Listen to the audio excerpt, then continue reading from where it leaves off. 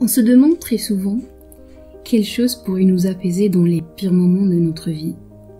Vous allez me dire, on aimerait trouver l'amour d'une famille, la loyauté d'un ami, d'un amour ou une main tendue. On pense très souvent à notre famille en premier lieu, car c'est notre premier univers. Notre façon de voir les choses, nos principes, sont fondés sur notre vécu. L'expérience est loin d'être simple, et j'aimerais que vous soyez attentifs. Elle ne changera peut-être pas le monde, mais tôt ou tard, en comprenant sa morale, vous saurez son importance. Dans cette expérience, on a besoin d'une feuille blanche. On écrit là-dessus un texte, et par la suite, on va la mouiller. Vous imaginez la suite, j'espère. Il y aura de l'encre, partout, vraiment partout. Et là, vous vous demandez quelle est la relation entre cette fameuse feuille et notre famille. Si je prends la peine de parler à quelques parents, ils répondront sans hésitation que leur dureté et autorité excessive, leur comportement incompréhensible, leur immaturité est due à la fatigue, qu'ils ont supporté des boulots épuisants, qui sont sous la pression de la société, de la famille, leur vécu. C'est qu'un mensonge. Mais malheureusement, d'autres feuilles absorbent l'encre de la première feuille.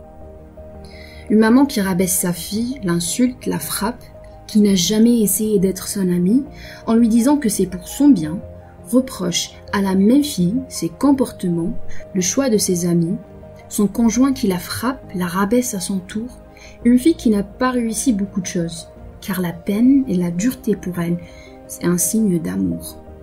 Chère maman, l'encre est déjà partout. Un père qui fume à côté de ses enfants, qui rabaisse leur mère, et j'en passe. Mais cher papa, quand tu surprends ton fils avec la drogue, la cigarette, quand ton fils maltraite sa femme ou n'éprouve aucun sentiment pour elle, quand ton fils s'éloigne de la bonne voie, c'est parce que l'encre est déjà partout.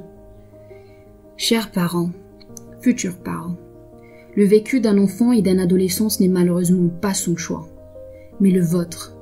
C'est à cet âge que vous devez peser vos actes et vos mots, inclure de la confiance en soi, l'honnêteté, les valeurs, les principes dans sa personnalité.